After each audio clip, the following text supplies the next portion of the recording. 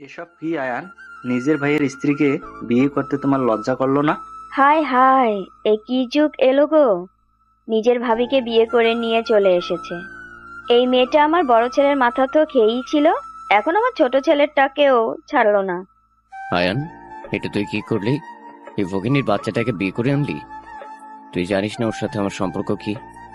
কিভাবে করতে পারলি তুই এটা? আমাদের পরিবারের মান সম্মানের কথাটা একবারও ভাবলি না? আয়ান সবার কথা চুপচাপ শুনতে থাকে। ওর ঠোঁটে লেগে থাকে একটা ঠান্ডা হাসি। ওর পেছনে গুটিসুটি মেরে দাঁড়িয়ে থাকে ওর বড় ভাইয়ের ডিভোর্স দেওয়া বউ নদী, যাকে কিছু সময় আগে আয়ান বিয়ে করেছে।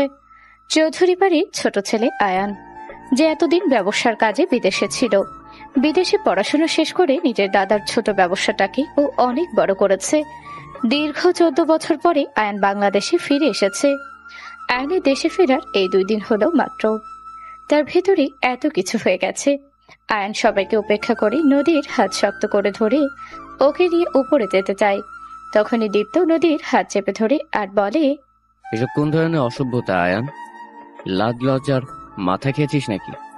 নিজের বড় ভাইয়ের বউয়ের হাত ধরে নিয়ে যাচ্ছিস, তোর লজ্জা করছে না? আর তুই বেশরম মেয়ে একটা। দীপ্তর কথা শুনে নদী লজ্জায় কান্না করে দেয়। ও মাথাটা নিচু করে দাঁড়িয়ে থাকে। দীপ্তর আগে ওর দিকে এমন ভাবে তাকায়, দেখে মনে হয় নদীকে খুন করে ফেলবে। নিজের শরীরের সর্বোচ্চ শক্তি দিয়ে নদীর হাত চেপে ধরে। নদীর ফর্সা হাত লাল হয়ে ওঠে মুহূর্তেই। নদী ব্যথায় হাত ছাড়ানোর জন্য মুচড়ামুচড়ি করতে থাকে। তোর শরীরে এত কারেন্ট? ডিভোর্স হলো 24 ঘন্টা পার হয়নি, তার ভেতরে আমার ভাইকে ফুসলিয়ে বিয়ে করে নিয়েছিস। লজ্জা করলো না এটা করতে? রাস্তার মেয়ে একটা। আয়ান দীপ্ত নদীর যে হাত ধরেছিল সেটার দিকে রাগী চোখে তাকিয়ে শীতল কণ্ঠে দীপ্তকে বলে, হাতটা ছাড়ো। দীপ্ত ওর কথায় কোনো পাত্তাই দেয় না। আয়ান আবারও বলে, হাতটা ছাড়ো, না হলে আমি বাধ্য হব এমন কিছু করতে যাতে করে ভবিষ্যতে অন্য কিছু ধরার অবস্থায় না থাকো। কি করবি তুই? হ্যাঁ, পরিবারের মান সম্মান খুইয়ে একে বিয়ে করেছিস, এখন আবার আমাকে হুমকি দিচ্ছিস? এই রাস্তার মেয়েটার জন্য তুই আমাকে হুমকি দিচ্ছিস? আয়ান কোনো কথা না বলে দীপ্তর হাত থেকে নদীর হাত এক টানে ছাড়িয়ে নেয়। নদীর হাত লাল হয়ে যায় একদম। নদীর হাতের দিকে তাকিয়ে আয়নের রাগ আরো বেড়ে যায়। ও নদীকে বলে, ব্যথা করছে অনেক, তাই না? একদম লাল হয়ে গেছে তো।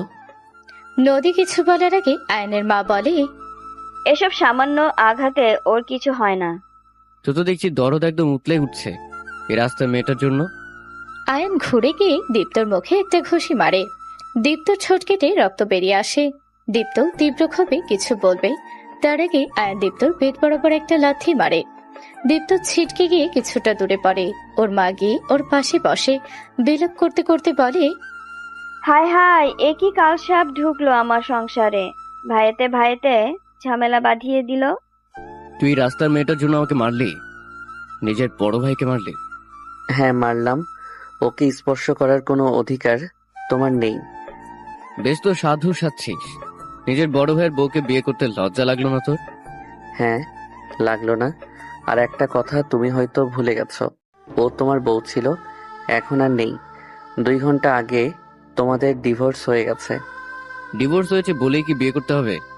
এই রাস্তার মেয়েটার মধ্যে এমন কি দেখলি যে সদ্য ডিভোর্স হওয়া একে বিয়ে করে নিলি? Mind your language, mister Dipto Chowdhury. তুমি বারবার যাকে রাস্তার মেয়ে বলে অপমান করছো সে আমার বউ, মিসেস আয়ান চৌধুরী। আর আমি বেঁচে থাকতে কোনো অবস্থাতেই আমার বউয়ের অপমান সহ্য করব না। মা দেখলে? তোমার ছোট ছেলের অবস্থা দেখলে? দেখছি, সব দেখছি। এই কালসাপটা আমার ছেলেটার মাথা খেয়েছে।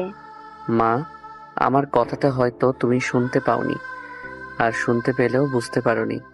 আমি বলেছি আমার বউয়ের অপমান আমি সহ্য করব না। নেক্সট টাইম ওর নামে কেউ ফালতু কথা বললে তার ফল ভালো হবে না। আর ভাইয়া, ও এখন আর তোমার বউ নেই, আমার বউ, তোমার ছোট ভাইয়ের বউ। সেই কথাটা মাথায় রেখে চলবে। নেক্সট টাইম ওকে ছোঁয়ার চেষ্টা করলে তোমার হাত ভেঙে গুড়িয়ে দেব। আয়ন সবাইকে উপেক্ষা করে নদীর হাত ধরে টেনে নিয়ে নিজের রুমে চলে যায়। ওর মা আর ভাই ওর দিকে তাকিয়ে রাগে ফুঁসতে থাকে। আয়ন নদীকে এনে নিজের খাটের ওপরে বসায়। তারপর টেবিলের উপর থেকে একটা মেডিসিনের বক্স এনে তার ভেতর থেকে একটা ব্যথার স্প্রে বের করে নদীর হাতে স্প্রে করে দেয়। আপনি অনেক ব্যথা পেয়েছেন তাই না? আমার থেকে, আমার পরিবারকে, আমার ভাইকে আপনি এখন ভালো করে চেনেন। ও এখন আর মানুষ নেই, একটা অমানুষে রূপান্তরিত হয়েছে। ওর জন্য এটা নর্মাল বিষয়। আপনি যদি মরেও যান তাতেও ওর কিছু যায় আসবে না, তাই ওর ব্যবহারে কষ্ট পাবেন না। আমার একটা জরুরি কাজ আছে, আমি একটু বাইরে যাচ্ছি। বেশি সময় লাগবে না, ঘন্টাখানেক, তার ভেতরেই চলে আসব। আপনি রুমের দরজা ভিতর থেকে আটকে রাখুন, আমি বাইরে থেকে লক করে দিয়ে যাচ্ছি। আর হ্যাঁ, আমি ছাড়া আর কেউ দরজা খুলতে বললে খুলবেন না। ওদের রাগ এখন সব আপনার উপরে। আপনাকে একা পেলে কি করবে ঠিক নেই। আমি যত দ্রুত সম্ভব চলে আসব। আয়ান নদীকে রেখে বাহিরে যায়। যাওয়ার সময় রুমের দরজা বাহিরে থেকে লক করে দিয়ে যায়। নদীও ভিতর থেকে সিটকিনি আটকে দেয়। আয়ান নিচে এসে দেখে ওর মা আর ভাই সোফায় বসা। ওর মা আর ভাইয়ের ছোটে বরফ লাগিয়ে দিচ্ছে। আয়ান ওদের ইগনোর করে চলে গিয়েও আবার ফিরে আসে। তারপর ওর মা আর ভাইয়ের উদ্দেশ্যে বলে, আমি একটু বাইরে যাচ্ছি, নদী রুমে, ওকে কেউ ডিস্টার্ব করবে না। আমাদের খেয়ে বসে কাজ নেই নাকি যে ওকে ডিস্টার্ব করব? না করলেই ভালো। আমি ফিরে এসে যদি জানতে পারি ওর রুমের সামনে গিয়ে দরজা ধাক্কিয়েছ বা ওকে আজে বাজে কিছু বলেছ, তাহলে আমার চেয়ে খারাপ আর কেউ হবে না। কথাটা বলে আয়ান বাহিরে চলে যায়। দীপ্তর আগে সোফা একটা ঘুষি মারে। নদী রুমের মাঝে কিছু সময় পায়চারি করতে করতে আয়নার সামনে গিয়ে দাঁড়ায়। আয়না নিজেকে দেখতে দেখতে হঠাৎই তার চোখ বেয়ে পানি গড়িয়ে পড়ে। ও নিজেকে নিজেই বলে, বাহ, নিয়তির কি খেলা! সব সময় আগেও আমি এই বাড়ির বউ ছিলাম, এখনো এই বাড়ির বউ আছি, শুধু এখন পরিচয়টা ভিন্ন। তখন ছিলাম বাড়ির বড় বউ, আর এখন ছোট বউ। নদী কিছু সময় আগের ঘটনা চিন্তা করতে থাকে, যার জন্য আজকে ওর এমন পরিণতি। অতীত। আর মেরো না প্লিজ, আমার অনেক কষ্ট হচ্ছে, এবারের মতো মাফ করে দাও, আর এমন ভুল হবে না। রাস্তার মেয়ে একটা, তোকে বিয়ে করে আমার জীবনটা শেষ হয়ে গেছে, এই তুই বলতে পারিস না? আল্লাহ তোর মৃত্যু দেয় না কেন? তাহলে তো অন্তত আমি মুক্তি পেতাম। অনাথের বাচ্চা, মর তুই। কথাটা বলে দীপ্ত নদীকে নিজের বেল্ট দিয়ে অমানুষ্যের মতো মারতে থাকে। আর নদী ব্যথায় আর্তনাদ করতে থাকে আর কান্না করতে থাকে। কিন্তু নদীর সে আর্তনাদ, কষ্ট, চোখের পানিতে দীপ্তর মন গলে না। ও টানা 2 ঘন্টা নদীকে মারতে থাকে। ওর মা বাবা সবাই নদীর চিৎকার শুনলেও কেউ আটকাতে আসে না। দীপ্তর মা আরো খুশি হয়। আয়ান তখন বাড়িতে ছিল না। ও আল্লাহ, তুমি কি দেখতে পাও না আমাকে কতটা কষ্ট দিচ্ছে এরা? হয় আমাকে বাঁচাও, না হয় মৃত্যু দাও মালিক। এই যন্ত্রণা যে আমি আর সহ্য করতে পারছি না, মৃত্যু দাও আমাকে। টানা 2 ঘন্টা মেরেও দীপ্ত ক্লান্ত হয় না। ওর কাছে নদীর কষ্টগুলো খুবই ভালো লাগে। ব্যথায় নদীর করা চিৎকারগুলো ও উপভোগ করতে থাকে। ওর জন্য এসব আনন্দের হয়ে দাঁড়ায়। নদী দীপ্তকে এভাবে খুশি হতে দেখে আরো বেশি কষ্ট পায়। আয়ান নিজের বন্ধুদের সাথে দেখা করার জন্য বাহিরে গিয়েছিল। বাসায় ফিরে দীপ্ত রুম থেকে নদীর আর্তনাদ শুনে ও সোজা দীপ্ত রুমের সামনে যায়। ভাইয়া, দরজা খোলো। কি হয়েছে ভাবির? ওকে এভাবে মারছো কেন? আয়ান, তুই মাত্র বাইরে থেকে এলি, যা গিয়ে ফ্রেশ হয়ে নে। এসবে তোর নাক গলাতে হবে না। ভাইয়া এভাবে ভাবিকে মারছে কেন? ওসব কিছু না, ওকে একটু শিক্ষা দিচ্ছে। মানে একটা মানুষকে এভাবে মেরে কে শিক্ষা দেয়? একটা পশুকেও তো মানুষ এভাবে আঘাত করে না। মা, আমি ভালোভাবে বলছি, তোমার ছেলেকে দরজা খুলতে বলো, না হলে কিন্তু আমি পুলিশ ডেকে এনে দরজা ভাঙাবো। তারপর তারা দেখবে কিসের শিক্ষা দিচ্ছে ও। আয়নের কথাই ওর মা ভয় পেয়ে যায়, কারণ উনি জানেন আয়নের মাথা বিগড়ে গেলে ও সত্যি সত্যি পুলিশ ডাকবে। তাই উনি দীপ্তকে দরজা খুলে দিতে বলেন। দীপ্ত মায়ের কথা মতো দরজা খুলে দেয়। দরজা খুলতেই আয়ন দেখে নদী ফ্লোরে পড়ে আছে। ওর ঘন লম্বা চুলগুলো এলোমেলো হয়ে আছে। 2 হাতের কামিজের হাফ হাতার নিচে কনুইয়ের নিচ থেকে হাতের আঙুলের শেষ পর্যন্ত আঘাতের চিহ্ন। সব জায়গায় রক্ত জমে কালো হয়ে গেছে। দীপ্তর তখনও রাগ কমেনি। মনে হচ্ছিল নদীকে এতটুকু মেরে ওর শান্তি হয়নি। ও রাগে ফুঁসতে ফুঁসতে আবারও নদীর দিকে এগোতে গেলে আয়ন সামনে এসে দাঁড়ায়। ভাবিকে এভাবে মেরেছো কেন? ভুল করেছে তাই শাস্তি দিয়েছি, যাতে করে ভবিষ্যতে আর ভুল না করে। কি ভুল করেছে? তরকারি রান্না করেছে, লবণ দেয়নি। ওর নাকি মনে ছিল না। রান্নার সময় মন কোন নাগরের কাছে যায় ওর, আর যাতে মন কোথাও না যায় সে ব্যবস্থা করছি। তুই তো রুমে যা। এই সামান্য কারণে তুমি ভাবিকে এমন অমানুষের মতো মারলে? ভুল তো মানুষ মাত্রই হয়। এইটুকু কারণের জন্য এতটা পাষাণ হলে কিভাবে তুমি? তোর এসব নিয়ে ভাবতে হবে না, তুই তোর রুমে যা। ওর এসবে অভ্যেস আছে, ওর কিছু হয় না। আয়ন এবার প্রচুর রেগে যায়। ও রেগে নদীর দিকে তাকিয়ে বলে, অভ্যাস আছে মানে কি? ভাইয়া তোমাকে প্রায়ই এমন মারে? কি হলো বলো? নদী মুখে কিছু বলে না, শুধু মাথা নাড়িয়ে হ্যাঁ বোঝায়। আয়ন রাগে দীপ্তর দিকে তাকিয়ে বলে, ভাইয়া আমি জানতাম আমার ভাই একজন ভালো মানুষ, কিন্তু দিনে দিনে তুমি যে একটা পশুতে পরিণত হয়েছ সেটা আমার জানা ছিল না। তুই কিন্তু একটু বেশিই বলছিস। ও তোর বড় ভাই, আর এই মেয়ের দোষ ও মার খায়। মা, তুমি এটা বলছো? একটা মেয়ে হয়ে এসব কিভাবে বলো তুমি? কোথায় নিজের ছেলেকে শাসন করবে তা না করে আরো ওর হয়ে সাফাই গাচ্ছ। তোমারও তো দুইটা মেয়ে আছে, একজন তো শ্বশুরবাড়িতে আছে। একটু চিন্তা করো তো, ওর বর যদি ওর সাথে এমন করতো, সামান্য লবণ কম হওয়ায় যদি তোমার মেয়েকে এমন কয়েক ঘন্টা অমানুষের মতো মারতো, তখন কেমন লাগতো তোমার? এই শোন, আমার মেয়েদের সাথে ওর তুলনা দিবি না একদম। আমার মেয়েদের জন্য আমরা এখনো জীবিত আছি। ওকে কেউ ছোঁয়ার আগে এটা ভাববে যে ওর পরিবার মেনে নেবে না, কিন্তু এই মেয়ের কে আছে? ওর তো কেউ নেই, অনাথ আশ্রমে বড় হয়েছে। না আছে বাপ মা পরিচয়, না আছে বংশ পরিচয়। কার না কার না যায় সন্তান কে জানে। ব্যাস, অনেক হয়েছে। তোমাকে বোঝাতে চাওয়াটাই ভুল হয়েছে আমার। ওর বাবা মা নেই, তার জন্য ওকে এভাবে মারা যায়, তাই তো? তবে মনে রেখো, ওর বাবা মা না থাকলেও ও কিন্তু একজন মানুষ, এদেশের নাগরিক। ওর জন্য আইন আছে। আইন কিন্তু সবার জন্য সমান। আর ভাইয়া, তুমি না ওকে ভালোবেসে বিয়ে করেছিলে? তাহলে নিজের ভালোবাসার মানুষের সাথে এ কেমন আচরণ করছো? ওটাই তো সবচেয়ে বড় ভুল করেছি জীবনে। নিজের হাতে নিজের জীবনটা শেষ করে দিয়েছি এই রাস্তার মেয়েটাকে বিয়ে করে। আল্লাহ, ওর হাত থেকে কেন যে আমাকে মুক্তি দেয় না? এত মানুষ মরে, ওর মৃত্যু কেন দেয় না আল্লাহ?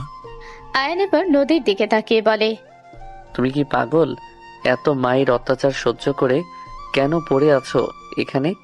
দেখতেই তো পাচ্ছ, তোমার থাকা না থাকাতে এদের কারো কিছু যায় আসে না। উল্টো তোমার মৃত্যু কামনা করছে। তাও কেন পড়ে আছো এখানে? আমি তোমাকে কথা দিচ্ছি, তোমাকে একটা সুন্দর জীবন দেব। একে ছেড়ে দাও তুমি। হ্যাঁ হ্যাঁ, আমায় মুক্তি দে তুই। দয়া করে আমার জীবন থেকে চলে যা। তুমি ওকে ডিভোর্স দিয়ে দাও। ওর সাথে তুমি সুখী হতে পারবে না, ও তোমাকে সুখে থাকতে দেবে না। এখন নিজে চিন্তা করো, কি করবে? আজীবন ওর সাথে থেকে এসব সহ্য করবে, নাকি ওকে ডিভোর্স দিয়ে একটা সুখী জীবন কাটাবে? দে, আমাকে ডিভোর্স দে। আমি তো দেনমোহরে 2 লাখ টাকা নগদ পরিশোধ করে দেবো। তাও আমাকে মুক্তি দে তুই। দেবে ডিভোর্স? নদী ছলছল চোখে একবার দীপ্তর দিকে তাকায়, তারপর আয়নের দিকে তাকিয়ে চোখের ইশারায় সম্মতি জানায়। আয়নুর এক লয়ার বন্ধুকে কল দিয়ে ডিভোর্স পেপার রেডি করে বাসায় আসতে বলে। দীপ্ত আর ওর মা মনে মনে খুবই খুশি হয়। দীপ্ত ব্যাংকে চলে যায় টাকা তুলতে। কিছু সময় পরে আয়নের বন্ধু ডিভোর্স পেপার নিয়ে চলে আসে। দীপ্ত টাকা নিয়ে চলে আসে। দীপ্তর চেহারায় এতটা খুশি থাকে দেখে মনে হয় যেন ডিভোর্স না, আজকে ওর বিয়ে। দীপ্ত তাড়াতাড়ি সই করে দেয়, নদীও সই করে। সই করার সময় ওর হাতটা একটু কেঁপে ওঠে। দীপ্ত নদীর হাতে 2 লাখ টাকা দেয়।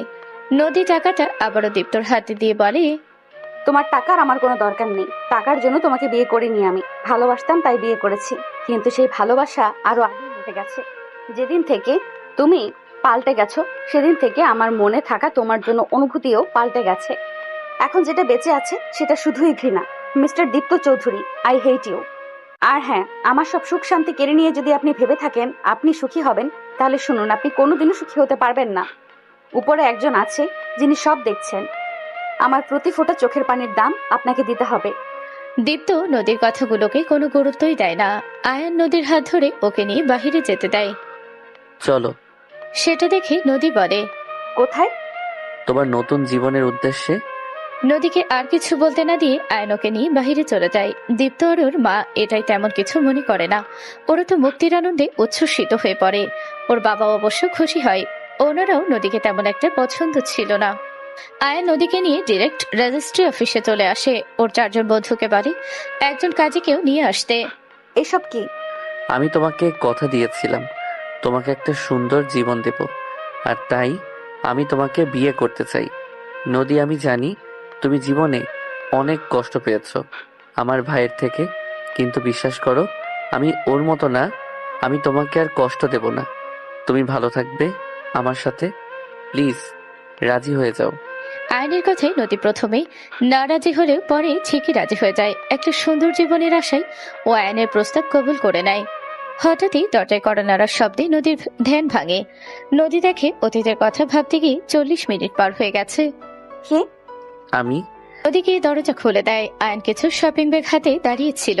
আয়ন নদীকে দেখে একটা হাসি দেয়। আয়নের হাসিতেই নদীর মন এমনিতেই ভালো হয়ে যায়। আয়ন প্যাকেটগুলো নদীর হাতে দিয়ে বলে, এই ব্যাগটায় একটা বেনারসি আছে। আজকে যেহেতু হুট করে বিয়েটা হয়েছে, তাই আগে থেকে তো কিছু কেনার সময় পাইনি, এই জন্য এখন নিয়ে আসলাম। এটা পরে আসো। আর এই 3টায় কয়েকটা 3 পিস আছে। এখন থেকে এসব শাড়ি পরে থাকতে হবে না। কালকে তোমাকে নিয়ে মার্কেটে যাব, আর যা যা লাগে নিয়ে আসবো। কিন্তু মা তো 3 পিস পরা পছন্দ করে না। আমার বউ যাতে কমফোর্টেবল থাকবে তাই পরবে। কে পছন্দ করলো না করলো এতে আমার কিচ্ছু যায় আসে না। নদীর মনে পড়ে যায় ওর আর দীপ্তর বিয়ের রাতের কথা, যখন দীপ্তর মা ওকে কিছু সুতি শাড়ি দিয়ে গিয়ে বলেছিল, এখন থেকে এসব 3 পিস পরা চলবে না। আমি এসব পছন্দ করি না। আমার বাড়ির বউ সবসময় সুতি শাড়ি পরতে হবে। ওর মা চলে গেলে নদী দীপ্তকে বলে, দীপ্ত, আমি তো শাড়ি পরতে পারি না। আর তাছাড়া ছোট থেকে আমি 3 পিস পরেছি। এই গরমে শাড়ি পরে কিভাবে কি করব? তুমি একটু তোমার মাকে বোঝাও না। না পড়তে পারলে একটু ম্যানেজ করে নাও প্লিজ। ইউটিউবে টিউটোরিয়াল দেখে শিখে নাও। মাকে না বলা মানে বাড়িতে তুলকালাম সৃষ্টি করা। তুমি একটু মায়ের কথা মতো চলো, মাকে মানিয়ে চলো। তখন দীপ্তকে ভালোবাসে নদী নিজের কমফোর্ট নেই ছেড়ে দিয়েছিল। আস্তে আস্তে নিজের পছন্দ অপছন্দ সব বদলে ফেলেছিল। কিন্তু তবু আজ ওর এই পরিণতি। কি ভাবছো? না কিছু না। যাও চেঞ্জ করে আসো। যাচ্ছি। নদীর শাড়ির ব্যাগ হাতে নিয়ে অশ্রমে যায়। সেখান থেকে নিজের পরনে সুতির শাড়ি পাল্টে আয়নের আনা খয়েরি বেনারসি শাড়ি পরে নেয়। নিজের চোখে মুখে একটু পানির সিটা দিয়ে ফ্রেশ হয়ে নেয়। নদী অশ্রম থেকে বাহিরে আসতেই আয়নোর দিকে মুগ্ধ চোখে তাকিয়ে থাকে।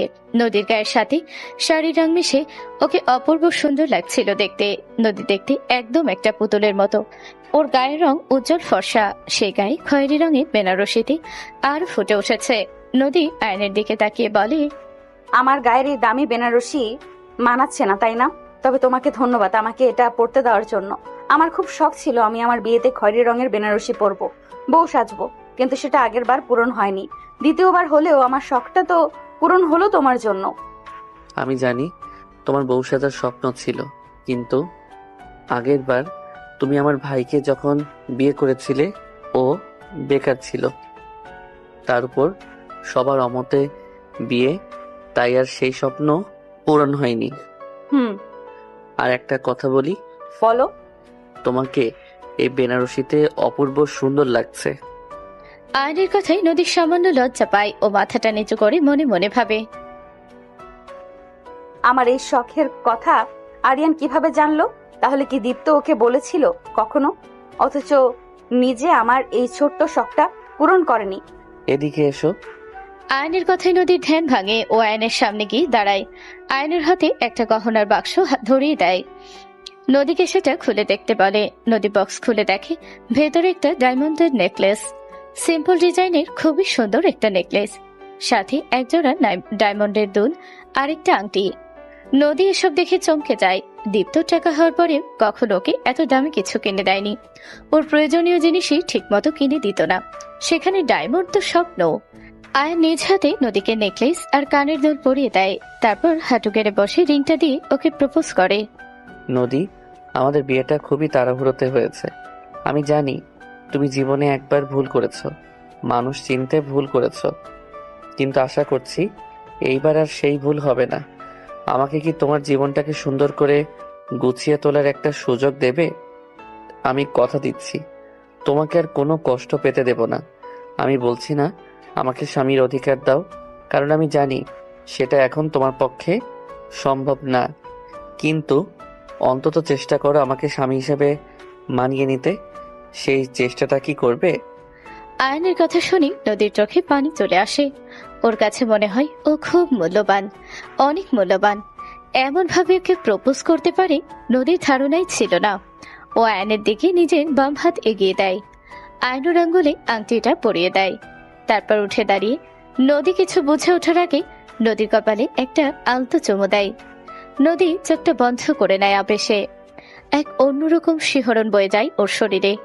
ও চোখ মেলতেই দেখে আয়ন ওর দিকে মুগ্ধ চোখে তাকিয়ে আছে। আয়ন নিজের পকেট থেকে দুইটা চিকন সোনার চুড়ি বের করে।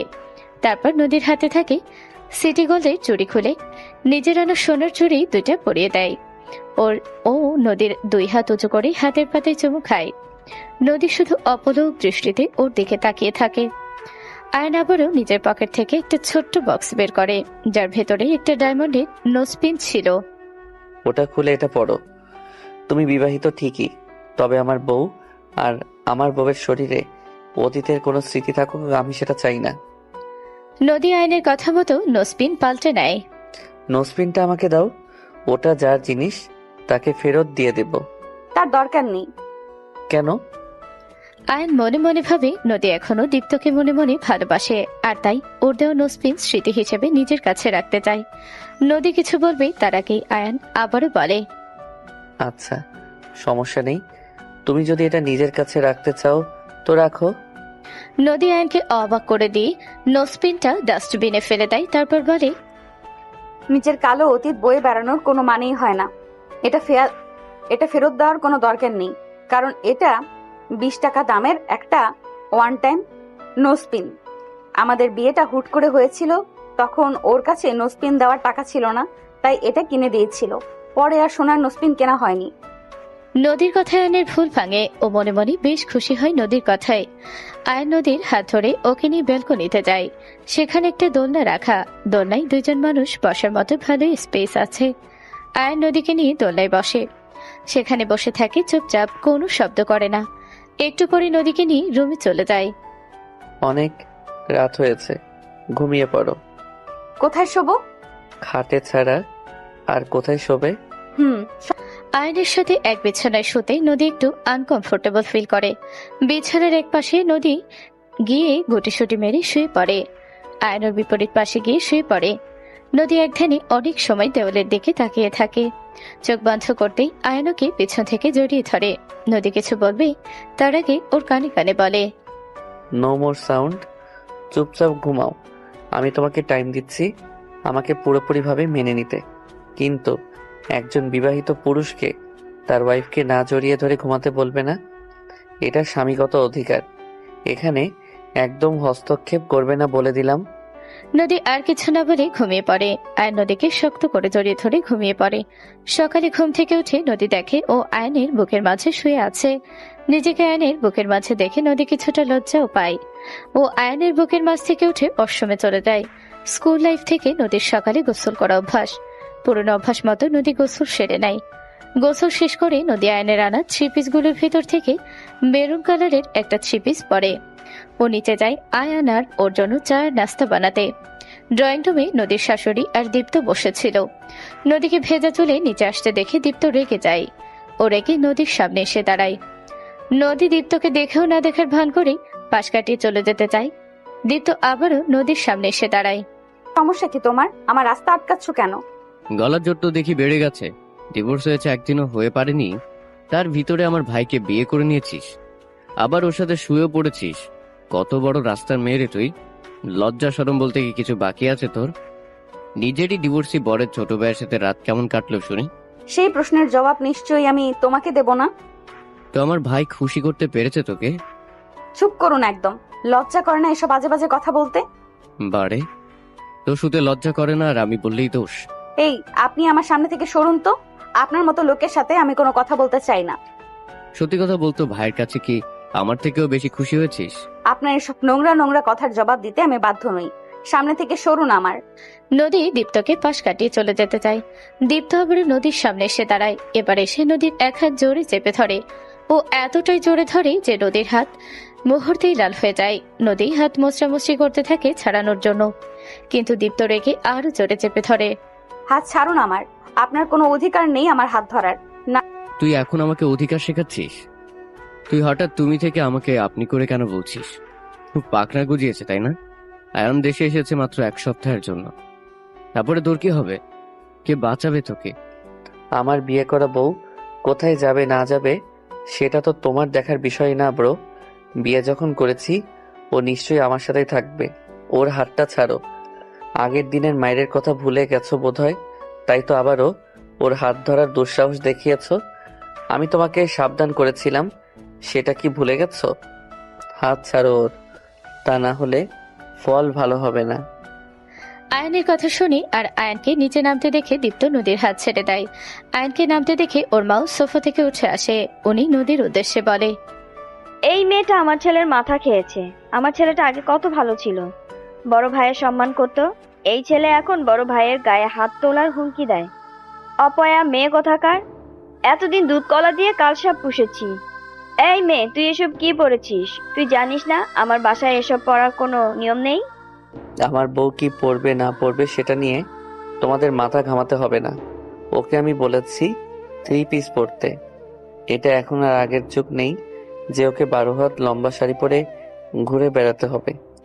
দেখ আয়ান, আমার সাথে তুই যেমন ব্যবহারই করিস না কেন, মায়ের সাথে এমন ব্যবহার কিন্তু তুই করতে পারিস না।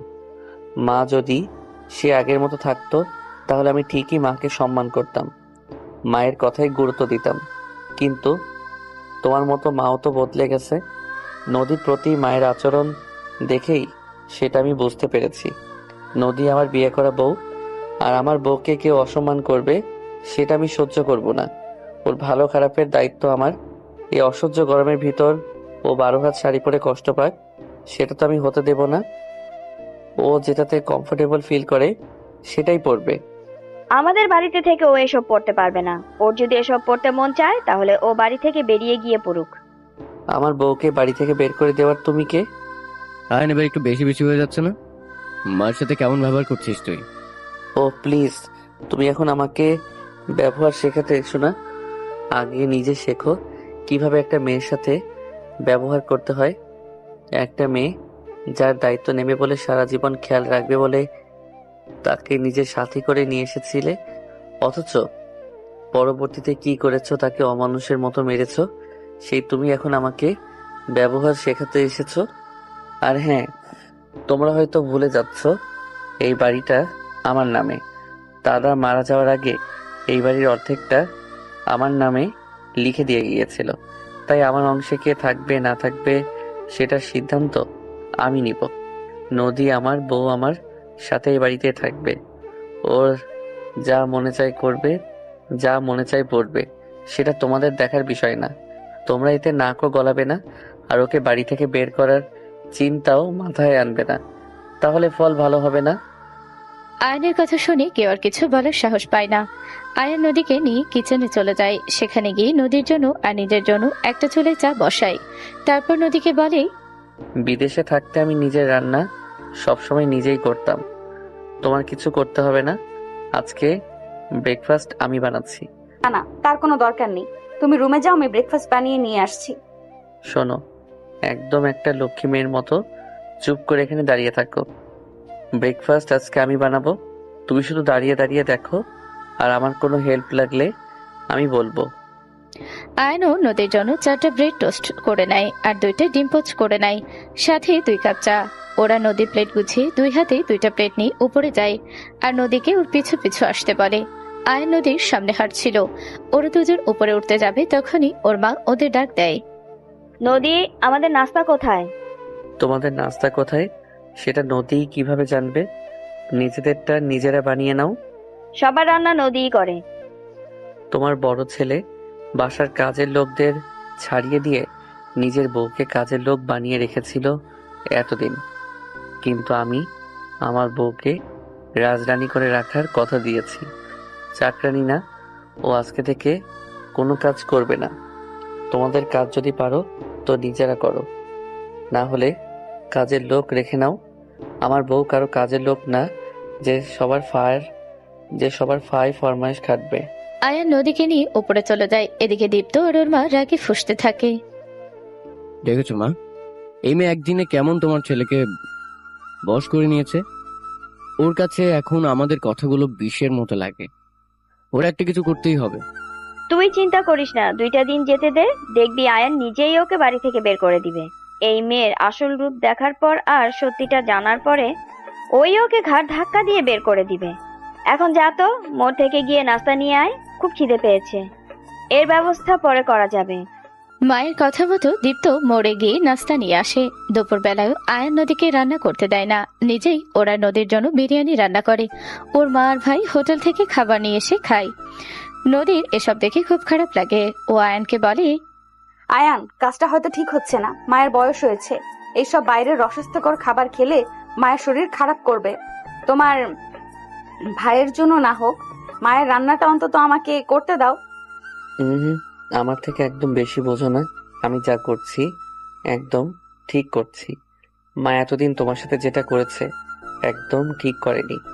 নিজের ছেলেকে শাসন না করে উল্টো তোমার দিকে উস্কে দিয়েছে। তুমি এত সহজে মাকে ক্ষমা করো না। সবে তো শুরু, কটা দিন যেতে দাও, দেখবে মা ঠিকই বুঝতে পারবে এতদিন কত বড় ভুল করেছে। এতদিন তোমার প্রতি সেই অন্যায় হয়েছে, তার কাছে এগুলো কিছুই না। রাতে আয়ান আর নদী যখন খেতে বসে তখন হঠাৎই কলিং বেলটা বেজে ওঠে। নদী খাবার হাতে উঠে গিয়ে দরজা খুলে দেয়।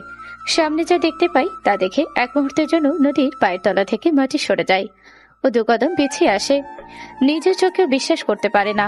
আয়ান ও নদীকে ওভাবে ওখানে দাঁড়িয়ে থাকতে দেখে উঠে আসে। সামনের দৃশ্য দেখে আয়ানও নিজের চোখে বিশ্বাস হয় না।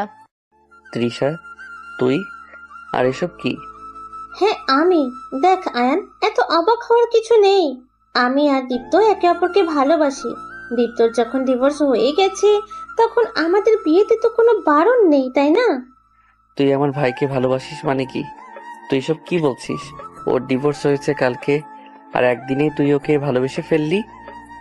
আজব, একদিনে কেন ভালোবাসতে যাব? আমাদের 2 বছরের সম্পর্ক, আমরা একে অপরকে 2 বছর ধরে ভালোবাসি। Are you out of your mind? তুই এসব কি বলছিস? তুই আমার ভাইকে ভালোবাসিস মানে কি? আমার ভাই 2 বছর আগে মেরিড ছিল, ইভেন গতকাল অবধিও মেরিড ছিল। তাহলে ওর সাথে কিভাবে তোর 2 বছরের সম্পর্ক হয়? এই শোন, এত কিছু জবাবদিহিতা আমরা তোকে করতে বাধ্য নই, বুঝলি? আমরা কবে কখন ভালোবেসেছি না বেসেছি তাতে তোর কি? আমরা একে অপরকে ভালোবাসতাম, এখন বিয়ে করেছি। আমি তোমার সাথে কথা বলছি না, আমি আমার বেস্ট ফ্রেন্ডের সাথে কথা বলছি। রিশা, তুই আমার ভাইকে কবে থেকে চিনিস? আর তোদের সম্পর্ক যদি 2 বছরই হয়ে থাকে তার মানে তুই জেনে শুনে আমার ভাইয়ের সংসারে ঢুকেছিস। তুই তো জানতি যে আমার ভাই বিবাহিত, তাহলে কেন ওর সাথে সম্পর্কে জড়ালি? আমার ভাবতেও ঘৃণা হচ্ছে যে তুই আমার best friend. Oh please Ayaan, তুই অন্তত এসব ব্যাকডেটেড কথা বলিস না। 2 বছর আগে একটা পার্টিতে আমাদের দেখা হয়েছিল, সেখান থেকেই পরিচয়। পরিচয় তো আরো আগে থেকেই। আমি তোর ভাইকে আগে থেকেই চিনতাম, কিন্তু ওই পার্টিতে আমরা দুজন অনেকটা ক্লোজ হয়ে পড়ি। তারপর থেকেই আমাদের সম্পর্কের শুরু। আমার ভাইয়ের চরিত্র খারাপ সেটা তো জানতাম, কিন্তু আমার বেস্ট ফ্রেন্ডও যে এমন বের হবে সেটা আশা করিনি।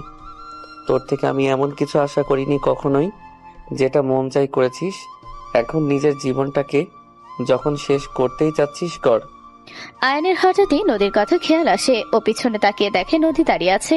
আয়ন মনে করে দীপ্ত বিয়ে করে নিয়ে আসে নদী খুব কষ্ট পেয়েছে। ও নদীকে বুঝিয়ে উপরে নিয়ে যেতে চায়। রুমে চলো। নদী তবু সেখান থেকে নড়ে না। ও এক নজরে তৃষার দিকে তাকিয়ে থাকে। নদীকে ওর দিকে তাকিয়ে থাকতে দেখে আয়ন ভাবে নদী হয়তো খুব কষ্ট পেয়েছে। আয়ন নদীর কাছে গিয়ে ওর হাত ধরে উপরে নিয়ে যেতে চায়। তোমার আর এখানে থাকতে হবে না। রুমে কেন যাব? আমি কোথাও যাব না। নদী, আমি বুঝতে পারছি তোমার ব্যাপারটা। তোমাকে এখানে দাঁড়িয়ে আর এসব দেখতে হবে না। খারাপ কিসে? ভালোই তো, এন্টারটেইনিং। আমি আগেই জানতাম এরকম সার্কাস একদিন আমাকে দেখতে হবে, বাট মজা নেই আ রাহা হ্যায়। এইসব দেখে মজা পাচ্ছি না, উল্টো আরো বোর হচ্ছি। এক কাজ করি, চলো এই সার্কাস না দেখে দুজনে আগে নিজেদের খাওয়া শেষ করি। আর হ্যাঁ, এইসব দেখে আমার মুড খারাপ হয়ে গেছে, কালকে রাতে দুজনের মুভি দেখতে যাব, ঠিক আছে? নদীর কথা শুনে আয়ন পুরো শক খেয়ে যায়। ও ভেবেছিল দীপ্তকে বিয়ে করে আসতে দেখে নদী কষ্ট পাবে, কিন্তু নদী উল্টে আরো এসবকে সার্কাস বলছে, মজা নিচ্ছে। এটা দেখে আয়ন ফিক করে হেসে দেয়। জো হুকুম মেরে মহারানী, চলো এখন গিয়ে খাবারটা শেষ করি। নদী আর আয়ান আবারও ডাইনিং এ গিয়ে খাওয়া শুরু করে। নদীর এমন অবহেলায় দীপ্তর খুব রাগ হয়। ও ভেবেছিল নদী কষ্ট পাবে, কান্না করে এসে ওর কাছে মাপ চাইবে। তা না করে নদী এমন ভাবে বিষয়টা এড়িয়ে গেল যেন কিচ্ছু হয়নি। নদীর এই আচরণে দীপ্তর ভিতর রাগে জ্বলে যায়। তবুও নতুন বইয়ের সামনে দীপ্ত নিজের রাগটাকে প্রকাশ করে না। ও তৃষাকে নিয়ে উপরে যায় বাবা মায়ের সাথে ওর পরিচয় করিয়ে দিতে। যাওয়ার সময় ওরা দেখে আয়ন নদীকে নিজের হাতে খাইয়ে দিচ্ছে।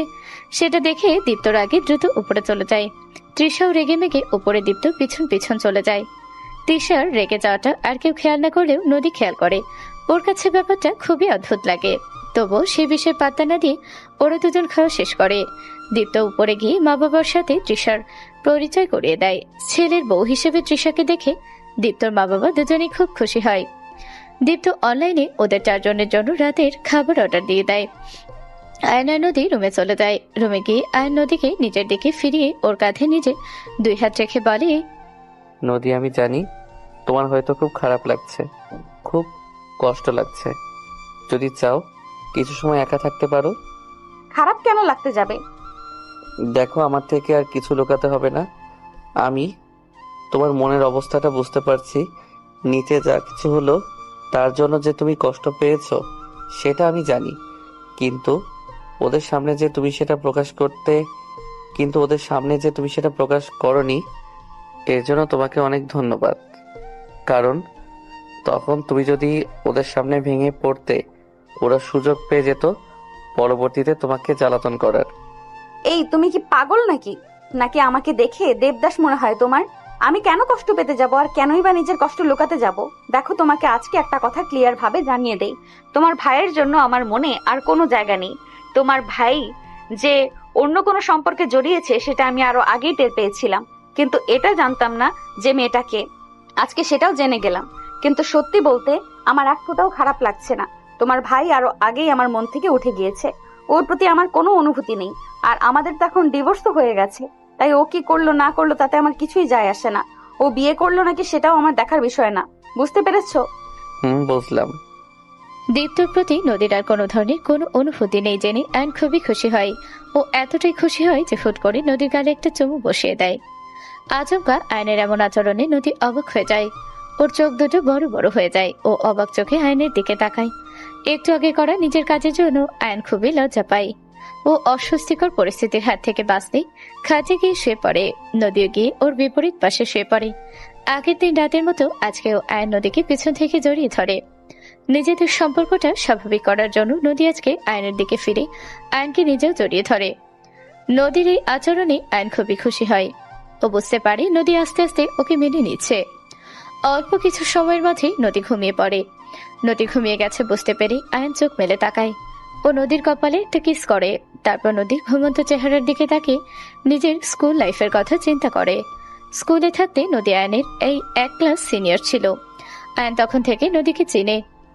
নদী আয়নকে কখনো খেয়াল না করলেও প্রথম দেখাতেই আয়ন নদীর প্রেমে পড়েছিল। কিন্তু হঠাৎ করে ওর পরিবার সিদ্ধান্ত নেয় ওকে পড়ালেখার জন্য বিদেশে পাঠিয়ে দিবে। আয়নেরও তখন বলার মতো কিছু ছিল না, তাই ওকে বিদেশে পড়াশোনার জন্য চলে যেতে হয়। স্কুল শেষে কলেজে ওঠার পরপরই আয়ন বিদেশে চলে যায়। বিদেশে যাওয়ার পর নদীর সাথে ওর আর কোনো ধরনের যোগাযোগ থাকে না। পরেও অনেক কষ্টে নদীর বেস্ট ফ্রেন্ডের কন্ট্যাক্ট নাম্বার জোগাড় করে। নদীর বেস্ট ফ্রেন্ডের থেকে নদীর সব খোঁজ খবর নিতে শুরু করে। এক সময় আয়ন সিদ্ধান্ত নেয় দেশে এসে নদীকে নিজের মনের কথাটা জানাবে। তখনই নদীর বেস্ট ফ্রেন্ড ওকে জানায় নদী একটা ছেলের সাথে রিলেশনে আছে। এ কথা জানার পরে আয়নের মনটা ভেঙে যায়। ও তারপর থেকে আর নদীর কোনো খোঁজ খবর নেয় না, কিন্তু মনে মনে ঠিকই সবসময় নদীকে ভালোবেসে চলে। এক সময় ওর বড় ভাই জানায় সে একটা মেয়েকে পছন্দ করে এবং ওরা দুজন খুব শীঘ্রই বিয়ে করবে। এ কথা শুনে আয়ন খুবই খুশি হয়, কিন্তু ওর মন আবারও ভেঙে যায় যখন জানতে পারে মেয়েটা আর কেউ নয়, ওরই ভালোবাসার মানুষ নদী। ও দীপ্ত ও নদীর বিয়েতে ও আসে না। নিজের কাজের বাহানে বিদেশেই থেকে যায়। ও সিদ্ধান্ত নেয় ও আর কোনোদিন দেশে ফিরবে না, কিন্তু একটা জরুরি কাজে ওকে দেশে আসতে হয় কিছুদিন আগে। ও ভেবেছিল ও বাসায় আসবে না, কিন্তু এত বছর পর দেশে এসে বাসায় না আসলে পরিবারের মানুষজন কষ্ট পাবে ভেবে ও বাসায় আসে। কিন্তু বাসায় আসলেও এই 2 দিনের ভেতরে ও বাসায় তেমন একটা সময় কাটায় না। যতটা সম্ভব পারে বাহিরের সময় কাটায়, আর সবাইকে বলে পুরনো বন্ধুদের সাথে দেখা করতে গেছে। ওই দিনও বন্ধুদের সাথে দেখা করে বাসায় ফিরে হঠাৎই শুনতে পায় ওর ভাইয়ের রুম থেকে নদীর কান্নার আওয়াজ আসছে। আর তারপর সবকিছু জানতে পেরে ওর রাগ হতে থাকে। নিজের ভালোবাসার মানুষকে এভাবে কষ্ট পেতে দেখে ও নিজেও খুব কষ্ট পায়। আর তারপরে তো সবকিছু শেষ করে ও নদীকে বিয়ে করে নেয়। ও কখনো কল্পনা করেনি এভাবে হুট করে দেশে আসায় ও নিজের ভালোবাসার মানুষটিকে আপন করে পাবে। পুরোনো দিনের কথা আর বর্তমানের কথা চিন্তা করতে করতে আয়নের চোখেও ঘুম চলে আসে। ও নিজেও ঘুমিয়ে পড়ে। প্রতিদিনের অভ্যাস মতো সকালবেলা উঠে নদী গোসল সেরে নেয়। গোসল শেষ করে ও কিচেনে যায় নিজেদের জন্য নাস্তা তৈরি করতে। নদী আর আয়নের জন্য স্যান্ডউইচ বানাচ্ছিল, তখন কিচেনে এসে হাজির হয় তৃষা। তৃষাকে দেখেও নদী ইগনোর করে নিজের কাজ করতে থাকে। নদীকে কাজ করতে দেখে তৃষা বলে, তুমি স্যান্ডউইচ পরে বানাও, কাল সারা রাত জেগেছিলাম। আমার না খুব মাথাটা ধরেছে, আমার জন্য 1 কাপ ব্ল্যাক কফি বানিয়ে দাও। তৃষার কথায় নদী কোনো পাত্তা না দিয়ে নিজের কাজ করতে থাকে। সেটা দেখে তৃষা জোরে বলে, এই তুমি কি কানে শুনতে পাও না? তোমাকে তো বললাম হাতের কাজ পরে করো, আগে আমাকে একটা ব্ল্যাক কফি বানিয়ে দাও। এত যদি মাথা ধরে থাকে তাহলে নিজের ব্ল্যাক কফি নিজেই বানিয়ে নাও, আমাকে কেন অর্ডার দিচ্ছ? What are you mad? আমি কফি বানাবো? আমি? এই তুমি জানো তুমি কাকে কি বলছো? আমার বাবাকে চেনো তুমি? আমার বাসায় না 5 জন কাজের লোক ছিল, যারা সব সময় আমার ফাই ফরমাস খাটতো। আমার পা থেকে জুতো খোলার জন্য না আলাদা লোক রাখা ছিল, আর সেই আমাকে তুমি বলছো কফি বানাতে? মানে তাড়াতাড়ি করে আমার জন্য কফি বানিয়ে দাও। পারবো না। কি? কানে কম শোনো নাকি তুমি? নাকি বাংলা বুঝতে পারো না? সহজ বাংলায় বললাম, আমি তোমার জন্য কফি বানাতে পারবো না। যদি পারো নিজেরটা নিজে বানিয়ে খাও, তা না হলে যা মন চায় তাই করো। এই মেয়ে, তোমার সাহস তো কম না, আমাকে কাজ করতে বলো। আমাকে কি কাজের লোক পেয়েছো নাকি? এক্স্যাক্টলি, আমি এটাই বোঝাতে চেয়েছি এত সময় ধরে। আমি তোমার কাজের লোক নই যে তোমার অর্ডার ফলো করে চলবো। হতে পারো তুমি খুব বড় লোকের মেয়ে, তোমার বাসায় হয়তো অনেক কাজের লোকও ছিল, কিন্তু এখানে আমি তোমার কাজের লোক নই। যদি এতই বড় লোকের দিমাগ থাকে তাহলে নিজের বাবাকে বলো এখানেও তোমার জন্য কাজের লোক রেখে দিতে। এখন কানের কাছে এভাবে বক বক করে আমাকে ডিস্টার্ব করো না, আমাকে আমার কাজ করতে দাও। মুখে তো খুব বুলি ফুটেছে দেখছি, খুব চ্যাটাং চ্যাটাং করে কথা বলছিস।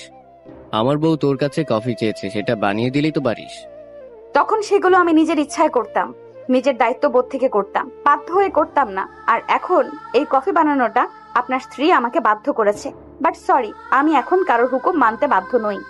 1 কাপ কফি তো বানাতে বলেছে, এতে এত নাটক করা কি আছে?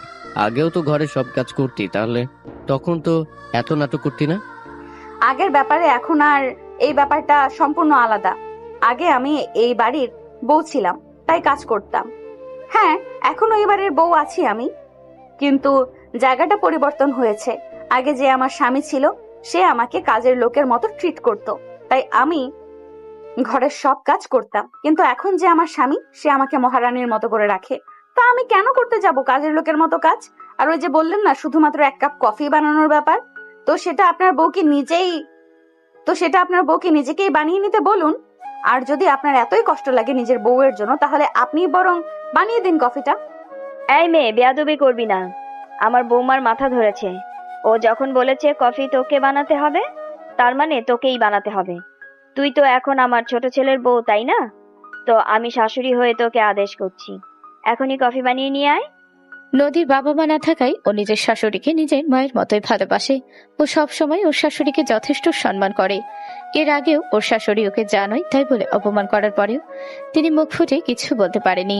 নদী তাই সামনে হাজির করেছে, তাই আজকে উনি মনে করেন ওনার আদেশ নদী পালন করবে।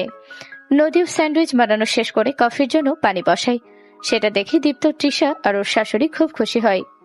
ওদের চোখে মুখে বিজয়ের হাসি লেগে থাকে।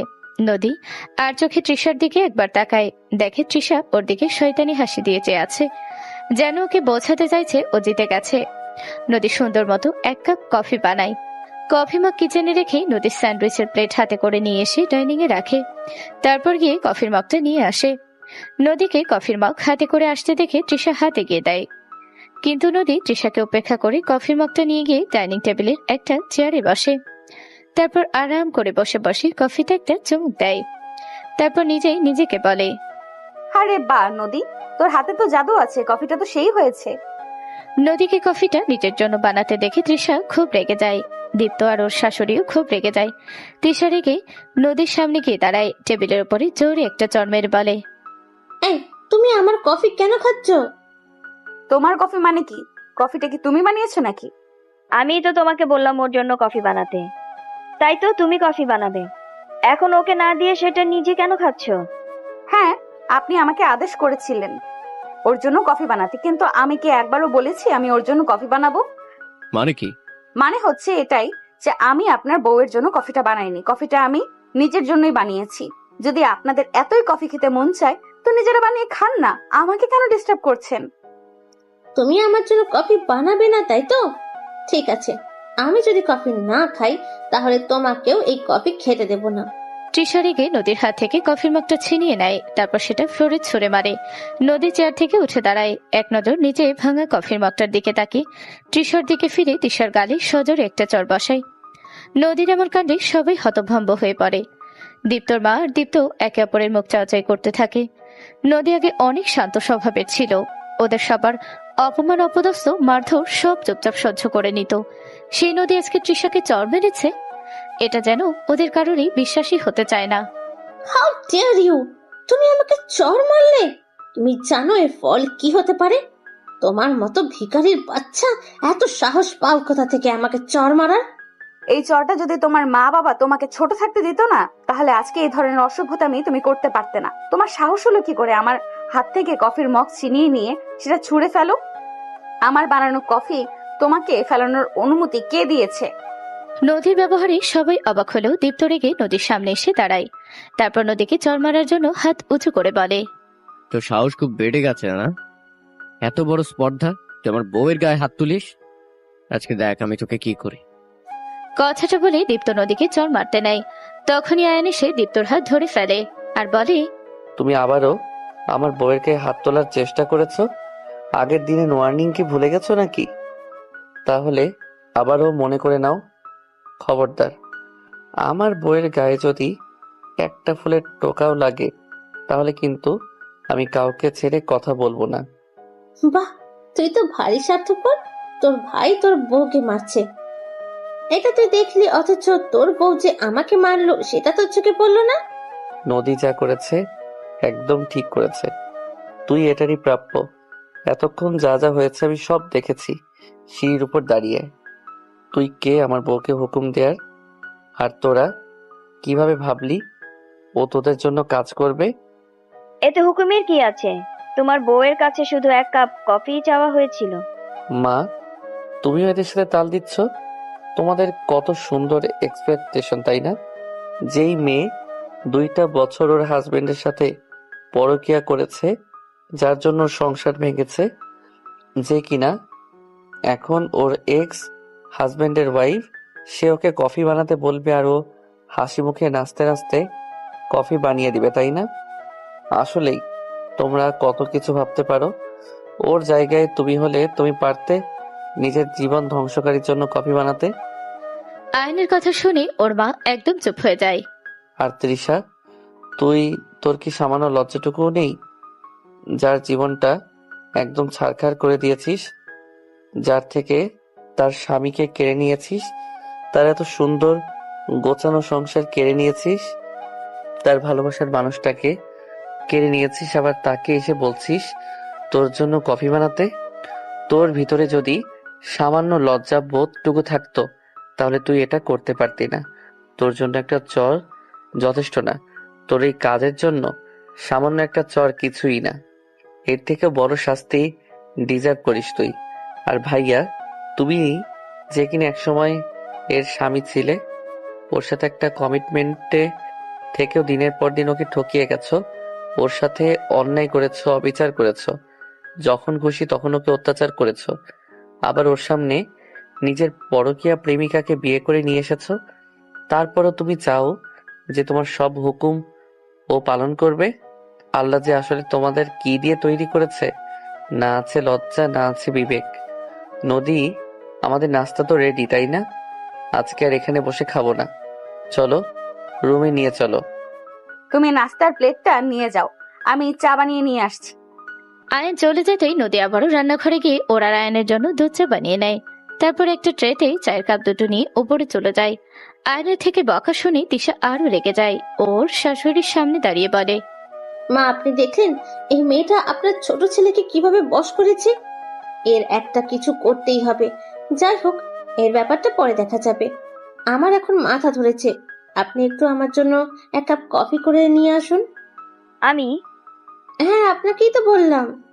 দীপ্ত, তোর মা একবার দীপ্তর দিকে তাকায় দেখে দীপ্ত চুপচাপ দাঁড়িয়ে আছে। সেটা দেখে উনি তৃষাকে বলে, দেখো বৌমা, আমার তো বয়স হয়েছে, তুমি এ বাড়ির বড় বউ, সবার জন্য নাস্তা বানানো তোমার দায়িত্ব।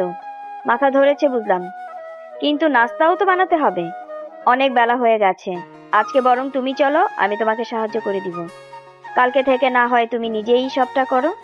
চলো দুজনে মিলে নাস্তা বানিয়ে নিয়ে আসি। আমি সবার জন্য নাস্তা বানাবো? তুমি এ বাড়ির বউ, তোমার শ্বশুরের জন্য, তোমার স্বামীর জন্য, আমার জন্য শুধু নাস্তা না, 3 বেলার রান্নাও তো তোমাকেই করতে হবে। এটাই তো বাড়ির বউদের কর্তব্য। দীপ্ত, তোমার মা এসব কি বলছে? আমাকে এখন সবার জন্য রান্না করতে হবে? Like serious? তুমি জানো না আমি যে রান্না করতে পারি না? তোমার মাকে এসব বলনি তুমি? দেখুন মা, আমি একটু আগে নদীকেও বলেছি আর আপনাকেও বলছি, আমি এসব রান্না করা পারি না। আমার বাড়িতে না 5 জন কাজের লোক ছিল এসবের জন্য, তাই আমার থেকে এসব এক্সপেকটেশন রাখবেন না। যাই হোক, আমার এত কথা বলতে ভালো লাগছে না। আমার মাথাটা খুবই ব্যথা করছে। আপনি প্লিজ আমার জন্য এক কাপ কফি করে দিন, আর তারপরে আমাদের 3 জনের জন্য নাস্তাটা বানিয়ে ফেলুন। দীপ্ত, ও এসব কি বলছে? আমি নাস্তা বানাবো তোদের জন্য? হ্যাঁ, বানাবে। এটার অবাক হওয়ার কি আছে? আগেও তো বানাতে, তাই না? বা দেখো, কাল সারা রাত ঠিকভাবে ঘুম হয়নি, এখন এত কিছু আর ভালো লাগছে না। তুমি আগে ওর জন্য এক কাপ কফি বানাও, তারপর আমাদের 4 জনের নাস্তাটাও বানিয়ে ফেলো। অনেক খিদে পেয়েছে। কথাটা বলে দীপ্ত আর তিশা উপরে চলে যায়। দীপ্তর মা দীপ্তর আচরণে একদম তপ্তা খেয়ে যায়। উনি রান্নাঘরে গিয়ে তৃষার জন্য কফি বসায় আর রুটি বানানোর জন্য আটা মেখে নেয়। রুটি ছেঁকার সময় উনি একটু অন্যমনস্ক ছিলেন। ঠিক তখনই ওনার হাতটা পড়ে যায়। উনি তাড়াতাড়ি পোড়া হাত বেসিনের পানি নিচে ধরেন। ঠিক তখনই উপর থেকে দীপ্তর কণ্ঠ শোনা যায়, মার কত দেরি হবে? খিদে লেগেছে আমাদের অনেক। টিশার কফিটা আগে একটু দিয়ে যাও না। দীপ্তর মাও অশ্রুসিক্ত চোখে একবার উপরের দিকে তাকায়, একবার নিজের পোড়া হাতের দিকে তাকায়। ওনার তখন পুরোনো দিনের কথা মনে পড়ে যায়, যখন নদী দীপ্তর বউ ছিল। ও নিজের হাতে সব কাজ করত। সকাল সকাল উঠে রান্না করত, ওনাকে একদম নিজের মায়ের মতো যত্ন করত। কোনো কাজ করতে দিত না, তার বদলে শুধু একটু ভালোবাসা চাইতো। কিন্তু উনি কখনোই নদীকে নিজের মায়ের মতো ভালোবাসেনি। উল্টো সব সময় ওর দোষ ধরতো, সব সময় ওকে অপমান অপদস্থ করত।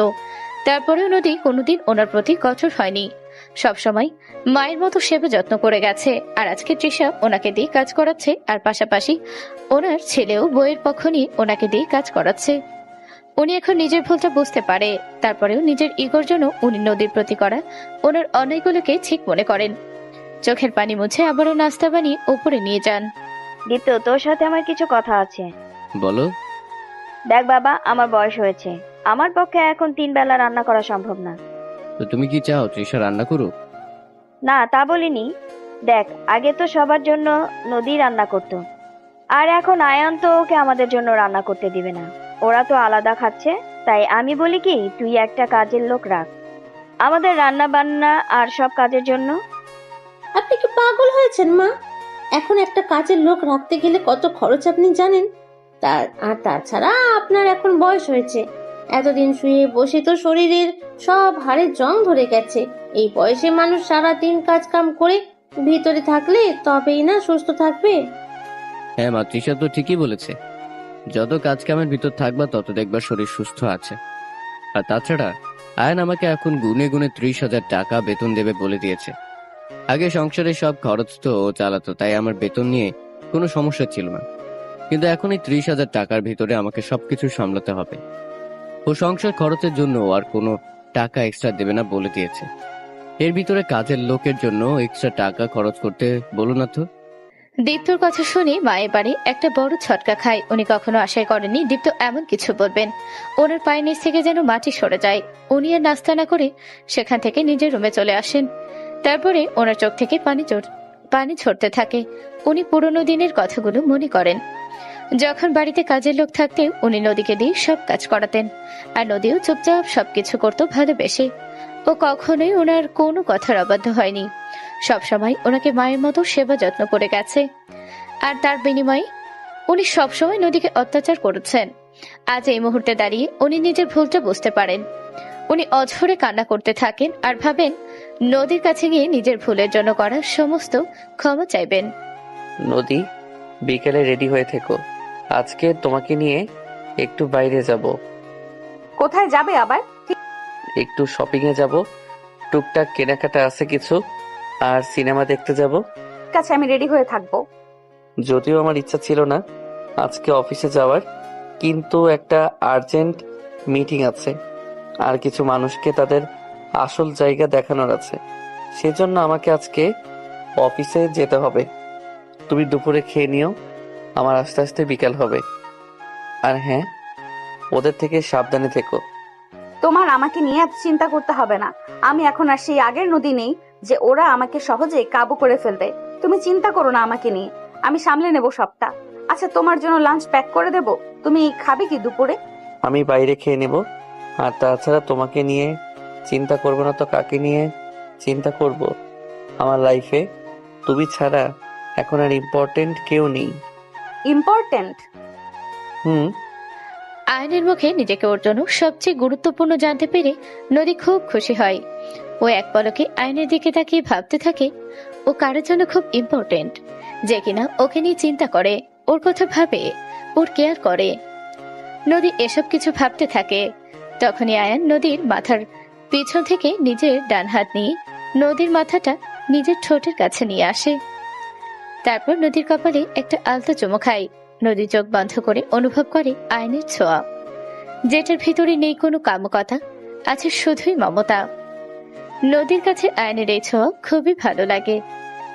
আয়ন নদীর কপাল থেকে নিজের ঠোঁটটা সরিয়ে নদীর গালে নিজের দুই হাত রেখে বলে, আমার এই ছোট ছোট স্পর্শগুলোকে খারাপভাবে নিও না প্লিজ। এগুলোকে ভালোবাসার চিহ্ন হিসেবে মনে করো। আসছি, নিজের খেয়াল রেখো। আয়ন বেরিয়ে যেতেই নদীর শাশুড়ি ও রুমে আসে। এই সময় নিজের শাশুড়িকে রুমে দেখে নদী কিছুটা অবাক হয়। ও মনে করে ওর শাশুড়ি হয়তো ওকে আবারও উল্টোপাল্টা কিছু বলতে এসেছে। কিন্তু নদী সম্পূর্ণ অবাক করে দিয়ে নদীর শাশুড়ি এসে নদীর এক হাত ধরে বলেন, নদী, মা পারলে আমাদের ক্ষমা করে দিও। আমি জানি আমি যা করেছি তার ক্ষমা অযোগ্য। সব সময় তোমাকে কষ্ট দিয়েছি, অনেক অন্যায় অত্যাচার করেছি। তবুও বলি, যদি পারো তো আমায় ক্ষমা করে দিও। নিজের শাশুড়ির মুখ থেকে এমন কথা শুনে নদী একেবারে অবাক হয়ে যায়। ও আশাই করতে পারেনি ওর শাশুড়ি কখনো ওর থেকে ক্ষমা চাইবে। ও নিজের কানকে বিশ্বাস হয় না। তবু নিজেকে কিছুটা ধাতস্থ করে নদী ওর শাশুড়িকে বলে, মা, আপনি এসব কি বলছেন? আপনি আমার বড়, আপনি আমার কাছে কেন ক্ষমা চাইছেন? কম অত্যাচার তো আর তোমাকে করিনি, সেই জন্য আজকে আমার এই দশা। আল্লাহ আমাকে আমার সকল পাপের শাস্তি দিচ্ছে। তুমি দয়া করে আমাকে ক্ষমা করে দাও মা, না হলে যে আমি মরেও শান্তি পাবো না।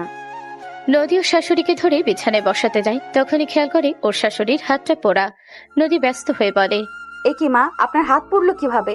হাতটা তো অনেক পুড়ে গেছে, এতটা কিভাবে পুড়লো? এইসব এখন আর কিছুই না, সামনে যে আরো কত কিছু হবে। সবই আমার কপাল, বুঝলে? এতদিন তোমাকে যা যা অত্যাচার করেছি এখন সবটাই ফেরত পাচ্ছি। প্রকৃতি একটা নিয়ম আছে না, অন্যের সাথে অন্যায় করলে নিজেকেও সেটা ভোগ করতে হয়। আপনি কি বলছেন এসব? আমি কিছুই বুঝতে পারছি না। আপনি আগে আসুন তো আমার সাথে, এখানে বসুন। আপনার হাতে তো অনেকটা পুড়ে গেছে, আগে এখানে মলম লাগিয়ে নিই। নদী পরম মমতায় ওর শাশুড়ির হাতে পড়ে যাওয়া জায়গায় মলম লাগিয়ে দেয়। ওর শাশুড়ি এক নজরে নদীর দিকে তাকিয়ে থাকে। আজকে উনি বুঝতে পারে নদী আসলে সবসময় ওনাকে কতটা ভালোবেসে এসেছে। তার বিনিময়ে উনি শুধু নদীকে অবজ্ঞা করেছেন। ওনার নিজেই কৃতকর্মের জন্য নিজেকে আজকে নিজের কাছে খুব ছোট মনে হতে থাকে। ওনার চোখ বেয়ে পানি পড়তে থাকে। উনি নদীর মাথায় নিজের অন্য হাত বুলিয়ে দেন। এই প্রথমবারের মতো নদীর শাশুড়ি ওর মাথায় হাত বুলিয়ে দেয়। নদী অবাক চোখে ওনার দিকে তাকায় আর বলে, মা কি হয়েছে আপনার? আপনি কান্না করছেন কেন? আর আপনার হাতে বা এতটা পড়লো কিভাবে? বললাম না, সবটাই আমার পাপের শাস্তি। আমি নিজের হাতে নিজের সংসার ধ্বংস করেছি। আমার সাজানো গোছানো সংসার খাল কেটে কুমির এনেছি। রান্না করতে গিয়ে হাত পুড়ে গেছে। আপনি কেন এই বয়সে রান্না করতে গেছেন? আপনার কি এখন রান্না করার মতো সময়? আপনার এখন রেস্ট করার সময়। কে বলেছে আপনাকে রান্না করতে? কি আবার, যাকে এত আয়োজন করে আমার ছেলে বিয়ে করে নিয়ে এসেছে সেই কালনাগিনী এসেই আমার উপরে হুমকি শুরু করেছে। আমাকে বলে দিয়েছে এখন থেকে বাসার সব কাজ, রান্না করা সব আমাকেই করতে হবে। কোনো ধরনের রেস্ট আমার জন্য না। আমার নাকি কাজ না করতে করতে বসে থাকতে থাকতে হাড়ে জং ধরে গেছে। সেজন্যই সে ঝং ছুটাতে আর আমাকে সুস্থ রাখতে বাসার সব কাজ এখন থেকে আমাকে করার হুমকি দিয়েছে। নদীর ও শাশুড়ির কথাগুলো শুনে খুব রাগ হয় তৃষার আর দীপ্তর উপরে। ওর শাশুড়িকে বলে, তিশা না হয় আপনাকে এসব বলেছে, তার জন্য কি আপনাকে ঘরের সব কাজ করতে হবে নাকি? দীপ্ত ওকে কিছু বলেনি? ওই কুলাঙ্গারের কথা আর বলো না তো। একটা কুলাঙ্গার পেটে ধরেছি আমি। ওর বউ আমাকে হুকুম দেয় আর আমার কুলাঙ্গার তাতে সায় জানায়। আমি ওদের বলেছিলাম আমার বাসার কাজ তৃষা না করুক, অন্তত একটা কাজের লোক রেখে দিবি। ওরা সেটাও মানা করে দিয়েছে। কাজের লোক রাখলে আগে নাকি অনেক খরচ হয়ে যাবে, তাই কাজের লোক রাখতে পারবে না। কথাগুলো বলতে বলতে নদীর শাশুড়ি ওর সামনে হু হু করে কেঁদে দেয়। নদীরও খুব খারাপ লাগতে থাকে। নদীর শাশুড়ির কিছুটা থেমে আবারও বলেন, তুমি আমাকে ক্ষমা করে দিও মা। আমি জানি এতদিন তোমার সাথে যা যা অন্যায় করেছি তার জন্য কোনো ক্ষমা হয় না, কিন্তু তুমি যদি আমাকে ক্ষমা না করো তাহলে আমি মরেও শান্তি পাবো না। আল্লাহ আমাকে তোমার সাথে করা সকাল অন্যায়ের শাস্তি এভাবেই ফেরত দিচ্ছে। যে ছেলেকে আমি এত ভালোবাসা দিয়েছি, বড় করলাম, এতদিন আগলে রাখলাম, সব সময় ওর অন্যায় জেনেও ওকে সাপোর্ট করে গেলাম, সেই ছেলেই আজকে বউয়ের জন্য আমাকে দাসী বানিয়ে দিয়েছে। ভুলটা আমারই। আমি তোমার মতো খাঁটি রত্ন রেখে কয়লার দিকে হাত বাড়িয়েছিলাম, সেজন্যই জ্বলন্ত কয়লায় আজকে পুড়ছি আমি। সেই সময় থেকে কি ক্ষমা ক্ষমা করে যাচ্ছেন বলুন তো? আপনি আমার মা, আপনি কেন আমার কাছে ক্ষমা চাইছেন? আপনি আমার কাছে ক্ষমা চেয়ে আমাকে লজ্জিত করবেন না। আপনার করা কোনো কিছুই আমি মনে রাখিনি। আপনার করা শাসনগুলো আমি ভালোবাসা হিসেবেই ধরে এসেছি। আমার নিজের মা থাকলে কি আমাকে শাসন করতো না নাকি? তাই দয়া করে আমার কাছে ক্ষমা চেয়ে আমাকে ছোট করবেন না। নদী ওর শাশুড়ির চোখের পানি মুছিয়ে দেয়, তারপর আবারও বলে, মা, আপনাকে একটা কথা বলি। দেখুন, ওরা যেহেতু আপনার সাথে এমন আচরণ করছে, আমার মনে হয় না দীপ্ত এখন আর আপনার পক্ষ নিয়ে কথা বলবে। আপনার যদি কোনো সমস্যা না থাকে তাহলে আপনি এখন থেকে আমার আর আপনার ছোট ছেলের সাথে খাবেন। আপনার এখন রেস্ট করার সময়। ঘরের কাজ বাজ করতে গেলে আপনি আরো অসুস্থ হয়ে পড়বেন। তাই আমি বলি কি, আপনি ওদের সাথে এখন থেকে আর খাবেন না। ওদের সাথে না খেলে ওরা নিশ্চয়ই আপনাকে আর কাজ করতে বলবে না। আপনার সমস্ত দায়িত্ব এখন থেকে আমাদের। না না, তা হয় না। এতদিন তোমাকে কম অত্যাচার করিনি। এখন তুমি একটু সুখে শান্তিতে আছো, তার ভেতরে আবার ঢুকে তোমাকে কষ্ট দিতে চাই না।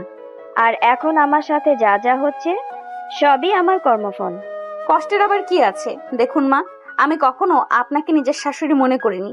সবসময় নিজের মাই মনে করেছি। আর নিজের মায়ের সেবা যত্ন করায় কষ্টের কি আছে? আমি যেটা বলেছি সেটাই হবে। আপনি এখন থেকে আমাদের সাথেই থাকবেন, আমাদের থেকেই খাবেন। নদী নিচে কিচেনে যায় ওর আয়নের আর ওর শাশুড়ির জন্য রাতে ডিনার রেডি করতে। আর ওর আয়নের প্ল্যানিং ছিল মুভি দেখে ফেরার সময় বাহিরে ডিনার করবে, কিন্তু এখন যেহেতু ওর শাশুড়ি ওদের সাথে খাবে তাই ও নিচে কি ডিনার রেডি করতে থাকে। নদীকে কিচেনে দেখে তৃষা আসে ওকে জ্বালাতন করার জন্য। কি রান্না করছো? আমি কি করছি না করছি তাতে তোমার কি? হ্যাঁ, আমার উপর এত নজরদারি কেন চালাচ্ছ? তুমি নিজের চরকায় তেল দাও না। নদীর শাশুড়ি উপর থেকে নিচে নেমে আসেন। মাকে দেখে তৃষা বলে, আমাদের দুপুরে রান্না হয়েছে। কি রান্না করছেন আজকে দুপুরের জন্য? তোমার লজ্জা করে না নিজের মায়ের বয়সী শাশুড়িকে হুকুম দাও? ওনাকে দিয়ে সকালে যে রান্না করিয়েছো, তুমি কি জানো ওনার হাত পুড়ে গেছে? তোমরা কেমন মানুষ? হ্যাঁ, ওনার বয়স দেখো তো। এই বয়সে ওনাকে ঘরের সব কাজ করতে বলো কোন হিসাবে? ও বাবা, আপনি দেখছি এখন ওর তলে ফিরে গিয়েছেন। নিজের ছোট বৌমার কাছে কি আমাদের নামে নালিশ করছেন? আপনি কি ভেবেছেন আপনি ওর কাছে গিয়ে নালিশ করবেন আর আমরা 3 বেলা আপনাকে বসে বসে খাবো? আজকে দীপ্ত অফিস থেকে ফিরুক, তারপর আপনাকে দেখছি। এই, তুমি কি দেখবে ওনাকে? হ্যাঁ, এত বড় কথা বলার সাহস কি করে হয় তোমার? বড়দের সম্মান করতে তো জানো না। শিখিয়েছো শুধু দিমাগ দেখাতে। উনি না তোমাদের খাওয়ানোর আশাতে বসে নেই। আজকে থেকে মা আমাদের সাথে খাবেন। নদীর কথায় তৃষা খুব রেগে যায়। ও কটমট করে শাশুড়ির দিকে আর নদীর দিকে তাকিয়ে উপরে চলে যায়। নদী রান্না শেষ করে উপরে চলে যায় আর ওর শাশুড়িকে বলে রুমে গিয়ে রেস্ট নিতে। দুপুরবেলা ও আর ওর শাশুড়ি একসাথে বসে লাঞ্চ সেরে নেয়। বিকেলবেলা নদী আয়ন আসার আগে একটা মেরুন রঙের শাড়ি পরে হালকা সাজগোজ করে নেয়। চোখে সামান্য কাজল দেয়, চুলগুলো ছেড়ে রাখে, কপালে একটা কালো টিপ আর ঠোঁটে মেরুন রঙের গাঢ় লিপস্টিক। গলা এবং কানে আয়নের কিনে দেওয়া একটা সিম্পল গোল্ডেন নেকলেস আর ইয়ারিং পরে। এই সামান্য সাজেই নদীকে অপূর্ব সুন্দর লাগছিল। আয়ন ভেতরে প্রবেশ করেই নদীকে দেখে মুগ্ধ চোখে চেয়ে থাকে। মাশাল্লাহ, আমার বউটাকে তো আজকে একদম পরীর মতো লাগছে, কারোর নজর না লেগে যায়। দূর, তুমি যে কি বলো না। যাও, এই স্যুট বুট পাল্টে একটা পাঞ্জাবি বের করে রেখেছি অফ হোয়াইট কালারের, ওটা পরে এসো। জো হুকুম মহারানী। আয়ন ফ্রেশ হয়ে নদীর বের করে রাখা পাঞ্জাবি পরে আসে। তারপরে ওরা দুজন চলে যায়। ওরা দুজন প্রথমে কিছু শপিং সেরে নেয় নদীর জন্য। নদী আবার ওর শাশুড়ির জন্য 2টা শাড়ি কিনে নেয়। তারপর ওরা দুজন সিনেমা হলে যায় মুভি দেখতে। আজকে নদীর কথা মতো আয়ন গাড়ি নেয়নি। ওরা দুজন রিক্সায় করে যায়। সিনেমা দেখা শেষ করতে করতে রাত 9টা বেজে যায়। ওরা দুজন বাহিরে বেরিয়ে একটা রিক্সা নেয়। রিক্সায় করে কিছু দূর আসার পরে হঠাৎ করে রিক্সাওয়ালা বলে চার্জ শেষ হয়ে গেছে। যেহেতু ব্যাটারি চালিত রিক্সা, তাই চার্জ শেষ হয়ে গেছে। ওরা ওখানেই নেমে পড়ে। দাঁড়িয়ে দাঁড়িয়ে অপেক্ষা করতে থাকে আরেকটা রিক্সার। কিন্তু তখনই হুট করে মুষলধারে বৃষ্টি শুরু হয়ে যায়। বৃষ্টি দেখতেই নদী খিলখিলিয়ে হেসে ওঠে ও বৃষ্টিতে ভিজতে শুরু করে দেয়। নদীর প্রাণোচ্ছল হাসি দেখে আয়নও খুব খুশি হয়। আয়ন যদিও একটা বন্ধ দোকানের ছাউনির নিচে দাঁড়িয়ে ছিল, কিন্তু নদী এসে ওর হাত ধরে ওকে বৃষ্টিতে টেনে নিয়ে যায়। নদীর সাথে আয়নও বৃষ্টিতে ভেজে। ও নিজে ভেজার থেকে বেশি নদীকে দেখতে থাকে, নদীর খুশিগুলো দেখতে থাকে। আয়ন নদীর দিকে তাকিয়ে আছে বুঝতে পেরে নদী কিছুটা লজ্জা পায়। ও অন্যদিকে চলে যেতে চায়, তখনই হোঁচট খেয়ে পড়ে যেতে নাই। আয়ন এসে ওর কোমর জড়িয়ে ধরে। ওরা একে অপরের চোখের দিকে এক পলকে তাকিয়ে থাকে। কিছু সময় পরে নদী লজ্জা পেয়ে আয়নের থেকে নিজেকে ছাড়িয়ে নেয়। হোঁচট খাওয়ার ফলে নদীর পায়ের গোড়ালি মুচকে যায়। ও সোজা হয়ে হাঁটতে পারে না। ওর খুব কষ্ট হয় হাঁটতে গিয়ে। আয়ন সেটা লক্ষ্য করে নদীকে কোলে তুলে নেয়।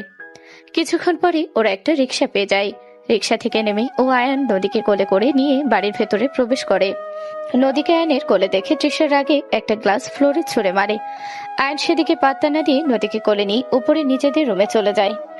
নদীর পরনে শাড়ি সম্পূর্ণ ভিজে গিয়েছিল। ও আলমারি থেকে নিজের কাপড় নেওয়ার জন্য আলমারি খোলে। তখনই ওর মনে পড়ে সকালবেলায় ও সব 3 পিস আর শাড়ি ধুয়ে দিয়েছিল। সবকিছু ছাদে নাড়া। যাওয়ার সময় ওর শাশুড়িকেও বলে যায়নি যে ছাদে কাপড় মেলা। তার মানে বৃষ্টিতে সব ভিজে গেছে। নিজের বোকামির কথা চিন্তা করে নদী জিপে কেটে কামড় মারে। এখন কি পরবে সেটা ভাবতে ভাবতে ও আয়নের একটা শার্ট আর একটা ট্রাউজার নেয়। সেটা পরে আয়নের সামনে এসে দাঁড়ায়। নদীর ভীষণ লজ্জা লাগতে থাকে আয়নের সামনে এভাবে এসে। নদীকে নিজের কাপড় পরতে দেখে আয়ন প্রথমে হেসে দেয়। তারপর ধীরে ধীরে নদীর কাছে এগিয়ে আসে। নদীর কাছে এসে আয়ন নদীর কোমর জড়িয়ে নদীকে একটানে নিজের কাছে নিয়ে আসে।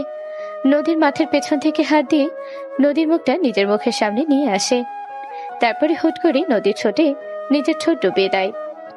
আচমকা কিস করায় নদীর চোখ দুটো বড় বড় হয়ে যায়। নদী আয়নকে আটকায় না, বরং আয়নের সাথে তাল দেয়। নদীকে চুপচাপ থাকতে দেখে আয়ন বুঝে যায় নদীরও সম্মতি আছে। আয়ন নদীর ঠোঁট থেকে নিজের ঠোঁটটা সরিয়ে নেয়। তারপর নদীকে কোলে তুলে নিয়ে বিছানায় শুয়ে দেয়। ও নদীর শার্টের বাটন একটা একটা করে খুলতে থাকে। হঠাৎই নদী ওর হাত চেপে ধরে ওকে আটকে দেয়। আয়ন মনে করে নদী হয়তোবা আনইজি ফিল করছে, তাই ওখান থেকে উঠে যেতে নাই। হুট করে নদী আয়নের জামার কলার ধরে আয়নকে নিজের ওপরে টেনে নিয়ে আসে। তারপরে নিজেই আয়নের ঠোঁটে ঠোঁট ডুবিয়ে দেয়।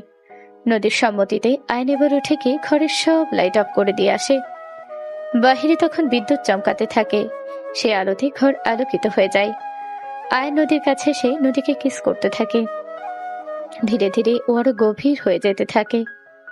নদীর মাঝে নিজেকে একেবারে উজাড় করে দেয়। নদীও আয়নের স্পর্শগুলো উপভোগ করতে থাকে। ওরা একে অপরের মাঝে মিলেমিশে একাকার হয়ে যায়। পরের দিন সকালবেলা যখন নদী কিচেনে যায়, দীপ্ত আর তৃষা ওর দিকে তেড়ে আসে। কাল লাগিনি তুই আমার জীবন তো ধ্বংস করেছিসই, এখন আমার চাকরিটাও খেয়ে ছাড়লি। আমার বাবার এতদিনে তিলে তিলে গড়া কোম্পানিটা ধ্বংস করে দিলি? তোর লজ্জা করলো না এটা করতে? সকাল সকাল তোমরা দুজনে এসব কি ফালতু বকছো? দেখো, তোমাদের সাথে ফালতু বকবক করার মতো সময় আমার হাতে নেই। আমার নাস্তা তৈরি করতে হবে আমার হাজবেন্ড আর শাশুড়ি মায়ের জন্য। আমার সামনে থেকে সরো। তুই বুঝতে পারছিস না নাকি বুঝেও না বোঝার ভান করছিস? আজব তো, তখন থেকে কি বোঝার কথা বলছো বলো তো? আমি বলছি, ওরা কি বলছে? আয়ান পকেটে হাত গুজে ওপর থেকে নিচে নেমে আসতে থাকে। ও ঠোঁটে লেগে থাকে একটা ঠান্ডা হাসি। ও নিচে নেমে আসতেই দীপ্ত আর তৃষা নদীর থেকে দূরে সরে দাঁড়ায়। আয়ান নিচে এসে নদীর দিকে তাকিয়ে বলে, দীপ্ত ভাইয়ের চাকরিটা আর নেই। ও আগে আমাদের অফিসের অ্যাকাউন্ট ডিপার্টমেন্ট সামলাতো, কিন্তু আমি আগের দিন দেখলাম হিসাবে কিছু ভুলচুক আছে। প্রায় 10 কোটি টাকার মতো গরমিল আছে। ইনভেস্টিগেশন চলছে। যতদিন না প্রমাণিত হবে এই টাকার বিষয়টার সাথে ভাইয়ার কোনো সম্পর্ক নেই, ততদিন পর্যন্ত ভাইয়াকে চাকরি থেকে বরখাস্ত করা হয়েছে। আর যদি প্রমাণ হয় টাকাগুলো ভাইয়াই সরিয়েছে, তাহলে তার জন্য ভাইয়াকে উপযুক্ত শাস্তি পেতে হবে। আর তৃষার বাবার কোম্পানি? তৃষার বাবার কোম্পানি থেকে আমরা বিভিন্ন বিল্ডিং এর জন্য কনস্ট্রাকশনের আইটেম নিতাম। রড, সিমেন্ট, ইট, এগুলো সব ওর বাবার কোম্পানি থেকেই সাপ্লাই করা হতো। কিন্তু মাঝে আমাদের একটা কনস্ট্রাকশন সাইটের বিল্ডিং ধসে পড়ে। তারপরে খোঁজ নিয়ে জানতে পারি ওখানে ব্যবহার করা সমস্ত কিছু একদম নর্মাল কম দামি পণ্য। কিন্তু ওর বাবাকে আমরা সব সময় দামি পণ্যের জন্য টাকা দিতাম, তাই ওনার বিরুদ্ধেও আমি মামলা করেছি। এখন এটা ওনার নিজের কাজ নাকি ওনার আন্ডারে থাকা কর্মীর কাজ, সেটা পুলিশ ঠিক করবে। ভাইয়া আর তৃষা, তোমাদের দুইজনকে একটা কথা বলে দিচ্ছি, কান খুলে শুনে রাখো। ভাইয়া, তুমি তো জানোই যে এই বাড়ি, বিজনেস সবটাই আমার নামে, তাই আমার বাড়িতে থাকতে হলে আমার বউকে সম্মান দিয়ে চলতে হবে। ভাইয়ার যেহেতু এখন চাকরিটা নেই, তাই তোমাদের খাওয়ার খরচটাও আমি দেব। বাট আমার বউয়ের সাথে কোনো রকম বাজে আচরণ দেখলে সেটাও পাবে না তোমরা। এটা আমার লাস্ট ওয়ার্নিং। সেদিনের পরে দীপ্ত আর তৃষা নদীর সাথে তেমন খারাপ আচরণ করে না। তৃষা দমে যায়, কারণ তৃষার বাবার নামে কেস হয়ে যায়। ওনার আরো কিছু দুর্নীতির কথা সামনে আসে, যার ফলে ওনার 6 বছরের কারাদণ্ড হয় এবং ওনার সমস্ত সম্পত্তি পুলিশ বাজেয়াপ্ত করে নেয়। দীপ্তর চাকরি চলে যাওয়ার পরে আর কোথাও কোনো চাকরি জোগাড় করতে পারেনি, তাই ওকে আর তৃষাকে আয়নের উপরে নির্ভর করে চলতে হয়। ওর আর তৃষার ভিতরে ঝগড়া ঝামেলা লেগেই থাকে। তৃষা একটু উচ্চবিলাসী জীবনযাপন পছন্দ করে, কিন্তু দীপ্ত সেগুলো পূরণ করতে পারে না। সেজন্য ওদের দুজনের ভিতর সবসময় ঝগড়া ঝামেলা লেগেই থাকে। তৃষার এই আচরণে দীপ্ত ধীরে ধীরে পস্তাতে থাকে। ওর তখন নিজের আগের জীবনের কথা মনে পড়ে, যখন ও আর নদী একসাথে ছিল। নদী কখনোই ওর সামর্থ্যের বাইরে গিয়ে কোনো আবদার করতো না, সবসময় ওকে বুঝতো, ওকে সাপোর্ট করত। সেখানে তৃষা সম্পূর্ণই উল্টো। নিজের ভুল বুঝতে পেরে দীপ্তর আফসোস হতে থাকে। এভাবে কেটে যায় কয়েক মাস। হুট করে একদিন ড্রয়িং রুমে নদী মাথা ঘুরে পড়ে যায়। ডাক্তার এসে চেক আপ করে জানায় নদী মা হতে চলেছে। এই খবর জানতে পেরে আয়ান আর নদীর শাশুড়ি দুজনেই খুব খুশি হয়। এদিকে দীপ্তর মাথায় যেন আকাশ ভেঙে পড়ে। নদী, ডাক্তার এসব কি বলছে? তুমি কিভাবে মা হতে পারো? আজব, আমি কেন মা হতে পারবো না? দেখো, আমি একটা বিবাহিত মেয়ে, তাই মা না হওয়ার তো কোনো কারণ দেখছি না। কিন্তু সেদিন চেক আপের সময় ডাক্তার তো বলেছিল তুমি কখনো মা হতে পারবে না। কারণ ডক্টরকে আমি বলেছিলাম এমনটা। আসলে সমস্যা আমার ভেতরে না, তোমার ভেতরে আছে। তুমি কখনো বাবা হতে পারবে না। এতগুলো বছর আমি সবার থেকে সবটা লুকিয়েছি, সমাজের চোখে বন্ধা হয়ে থেকেছি, সবার অপমান সহ্য করেছি শুধুমাত্র তোমার সম্মান রক্ষা করতে। অথচ তুমি কি করেছো দেখো, মাঝপথে এসে আমার হাত ছেড়ে দিয়েছো। ভালোই করেছো। তুমি যদি আমার হাত না ছাড়তে, তাহলে আমি আয়নের মতো এত ভালো একজন জীবনসঙ্গী পেতাম না, যে আমাকে ভালোবাসে, সাপোর্ট করে, বোঝে, যার কাছে শুধু আমি গুরুত্বপূর্ণ। আমার দোষ ভুল এগুলোর থেকেও। দীপ্ত, ও এগুলো কি বলছে? তুমি কখনো পারবে না। এতগুলো দিন আমি তোমার সাথে ছিলাম, ভেবেছিলাম আমাদের সম্পর্কটাকে একটা সুযোগ দিব, কিন্তু সরি, আজকের পরে আর সেটা সম্ভব না। সম্পর্কটাকে সুযোগ দিবে মানে কি? তুমি তো আমাকে ভালোবাসো, তাই না? না, বাসি না আমি ভালো তোমাকে। তোমাকে বিয়ে করাটা শুধুমাত্র আমার একটা চাল ছিল, যাতে করে আমি আয়ানের জীবন থেকে নদীকে বের করতে পারি। আয়ানকে আমি স্কুল লাইফ থেকে ভালোবাসি, কিন্তু ও সেই স্কুল লাইফ থেকে নদীকে ভালোবেসে আসছে। ভেবেছিলাম বিদেশে যাওয়ার পর ও হয়তো নদীকে ভুলে যাবে, কিন্তু না, ও নদীর বেস্ট ফ্রেন্ডের সাথে নদীর খোঁজ খবর রাখতো। ও নদীর বেস্ট ফ্রেন্ডের থেকে নদীর খোঁজ খবর রাখতো। তারপরে যখন তোমার সাথে নদীর বিয়ে হলো, ভেবেছিলাম তখন হয়তো ও নদীকে ভুলে যাবে, কিন্তু না, ও তখন প্রতিজ্ঞা করলো ও আর জীবনে কখনো বিয়েই করবে না। এতদিন ভাবতাম নদী ওর বড় ভাইয়ের বউ ছিল, সেই জন্য হয়তো ও অন্য কাউকে ভালোবাসতে ভয় পাচ্ছে। তাই তোমার জীবন থেকে নদীকে বের করতে আমি তোমার সাথেও প্রেমের অভিনয় করেছিলাম। তারপর যখন তোমার আর নদীর ডিভোর্স হয়ে গেল, ভাবলাম তখন হয়তো আয়ন আবার বিদেশে ফিরে যাবে, আর তারপরে ওকে আমি ভুলিয়ে ভালিয়ে নিজের করে নেব। কিন্তু হুট করেই ও নদীকে বিয়ে করে নিয়ে আসলো, আর আমার সমস্ত প্ল্যান ফ্লপ হয়ে গেল। শুধুমাত্র আয়ানের জীবন থেকে নদীকে বের করতেই আমি তোমাকে বিয়ে করেছিলাম। কিন্তু এতদিনে আমি বুঝে গেছি আয়ান নদীকে সত্যিই ভালোবাসে খুব। ওদের আলাদা করা সম্ভব না, তাই সিদ্ধান্ত নিয়েছিলাম তোমার সাথে নিজের জীবনটাকে শুরু করব। কিন্তু আজকে জানতে পারলাম তুমি নাকি কখনো বাবাই হতে পারবে না। আর আমি তো আমার জীবন নিয়ে এত বড় স্যাক্রিফাইস করতে চাই না, তাই আমি চলে যাচ্ছি বাড়ি ছেড়ে। খুব তাড়াতাড়ি তুমি ডিভোর্স নোটিশ পেয়ে যাবে, সাইন করে দিও। দীপ্ত যেন আজকে ওর জীবনে সবচেয়ে বড় একটা ধাক্কা খায়। ও কল্পনা করতে পারেনি ওর জীবনে বড় একটা সত্যি এভাবে ওর সামনে আসবে, আর প্রত্যেকে ওকে ছেড়ে চলে যাবে। দীপ্ত ভেতর থেকে একেবারে ভেঙে পড়ে। নিজের জীবনের আর কোনো গতি খুঁজে পায় না। ও একদৌড়ে ছাদে চলে যায়, আর ছাদ থেকে লাফিয়ে আত্মহত্যা করার চেষ্টা করে, কিন্তু প্রাণী বেঁচে যায়। মাথায় আঘাত লাগায়, আজীবনের জন্য ও কোমায় চলে যায়। দীপ্তকে ডিভোর্স দেওয়ার পরে তৃষা একজন বড়লোক বয়স্ক লোককে বিয়ে করে, কিন্তু ভাগ্য আর এবারও সাথ দেয় না। ওই লোকের বাহিরে আরো অনেকগুলো প্রেমিকা থাকে। সেসব জানতে পেরে তৃষা যখন তার সাথে কথা কাটাকাটি করে, তখন ওই লোক তৃষাকে প্রচুর মারধর করে। এভাবে প্রতিনিয়ত ওই লোক তৃষার উপরে অত্যাচার করতে থাকে। একটা সময় পরে তৃষা মানসিকভাবে অসুস্থ হয়ে পড়ে, আর এখন ও একটা মেন্টাল হসপিটালে ভর্তি আছে। এদিকে নদী আর আয়নের একটা পরীর মতো মেয়ে বাচ্চা হয়। ওরা দুজন ভালোবেসে ওদের মেয়ের নাম রাখে রাহা। মেয়ে নিয়ে ওদের সুখের সংসার খুব সুখে কাটতে থাকে।